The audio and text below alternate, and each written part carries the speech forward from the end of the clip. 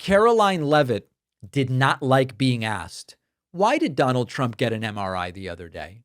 Now, her answer makes me think, does she think anybody is going to fall for this? The question, very simply, we were told he got an MRI, but we still don't know why. Why did Trump get an MRI? And her answer leaves a little something to be desired. Why did President Trump get an MRI during his recent visit to Wall Street?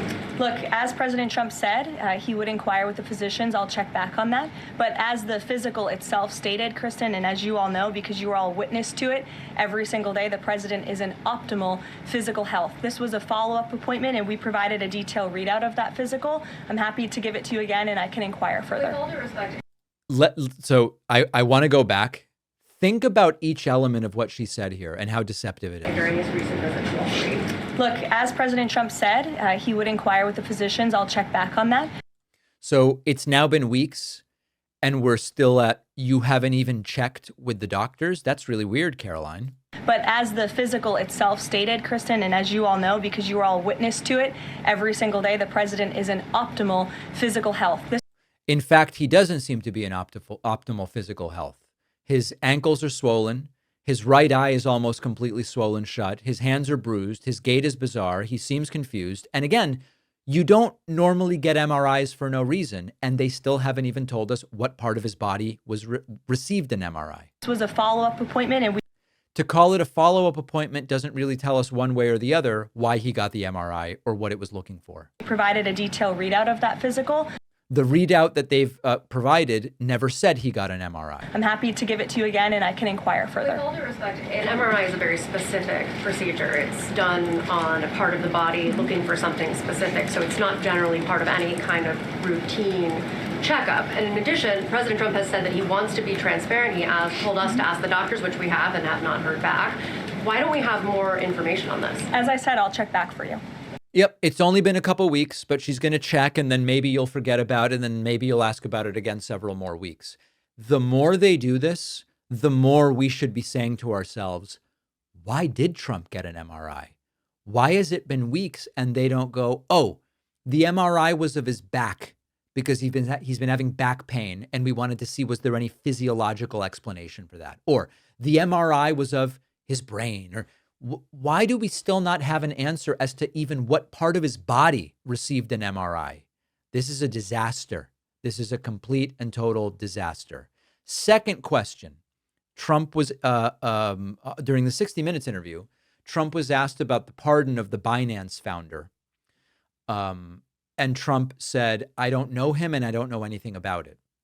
To which we all said, that's what you said was the situation with Biden's pardons.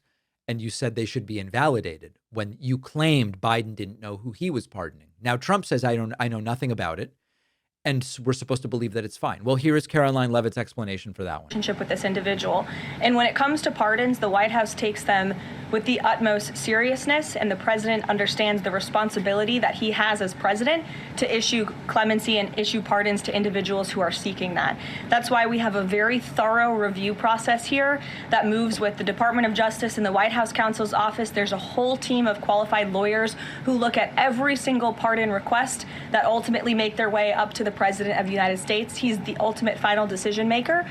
And he was very clear when he came into office that he was most interested in looking at pardoning individuals who were abused and used by the Biden Department of Justice and were over prosecuted by a weaponized DOJ. And the individual you're referring to, that was certainly the case. Even the judge in his case said that the sentencing that the Biden administration was asking for was egregious and went too far. And so the president is correcting that wrong, and he has officially ended the Biden administration's war on the cryptocurrency industry. And I think that's the message he sent with this pardon.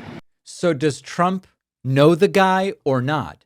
Because he said he didn't know anything about him. Well, we get to that, and still the answers are pathetic. Question. President Trump said to CBS in the 60 Minutes interview that he did not know the Binance founder, which he pardoned. What exactly did he mean for that? I know it caused. He means he does not know him personally. He means he does not have a personal relationship with this individual. And when it comes to pardons, the White House takes them with the utmost seriousness. So her position now is all Trump meant is I don't personally know the guy. I'm going to play that part of the 60 Minutes interview for you. Do you think what Trump is saying here is, I'm completely familiar with the situation, I just don't personally know the guy? Or do you think Trump is saying, I know nothing about this? Let's take a look. This year, the president has pardoned or shortened the sentences of more than 1,600 people. The latest pardon was for a cryptocurrency tycoon who is known as CZ. The company CZ founded, Binance, helped boost the profile of the Trump family's crypto firm, World Liberty Financial. He pled guilty in 2023 to violating anti-money laundering laws. Right. The government at the time said that CZ had caused significant harm to U.S. national security, essentially by allowing terrorist groups like Hamas to move millions of dollars around. Why did you pardon him? Okay, are you ready? I don't know who he is. I don't know who he is different than I've never personally met him. I don't know who he is. I know he got a 4-month sentence or something like that, and I heard it was a Biden witch hunt. In 2025, his crypto exchange Binance helped facilitate a $2 billion purchase of World Liberty Financial's stablecoin. And then you pardoned CZ. How do you address the appearance of pay for play? Well, here's the thing. I know nothing about it because I'm too busy doing the other. But he got That is not, I've never met the guy personally. He said, I don't know who he is, and I know nothing about what he did, period. Someone just told him, how about this guy? And Trump said, all right, let's do it. That's the most benign explanation. The darker explanation is Trump knows exactly who he is and knows that Binance lined Trump's pockets. And that's why Trump pardoned the guy. On SNAP benefits, Karoline Leavitt was asked about that. And she says, we are complying with the court's order, except it doesn't seem that they are. SNAP, I know it's been asked, and I know Leach asked it, but I want to put a fine point on it. You talked about the president's post here, and he wrote that SNAP benefits will only be given to radical left Democrats open up the government. I understand your previous answers, but as written, how would that not violate a court order as it's written? I've now answered this question several times, Gabe. We are complying with the court's order. We are getting the payments out the door as quickly as we can. USDA sent the guidance to the state. The president is referring to future SNAP payments. He does not want to have to keep tapping in to an emergency fund and depleting it. In the case of a catastrophe in this country, he wants to have those funds preserved as they should be. The court has said you got to use that money and pay people's benefits.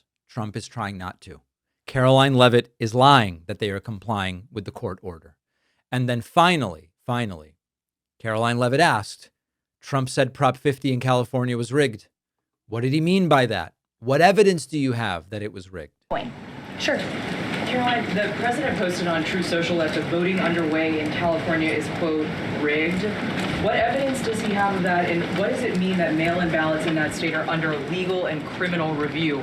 By whom and why? And also, in this vein, does the White House still plan to issue an executive order banning mail-in voting, and what legal authority do you have to do that? The White House is working on an executive order to strengthen our elections in this country and to ensure that there cannot be blatant fraud, as we've seen in California with their universal mail-in voting system.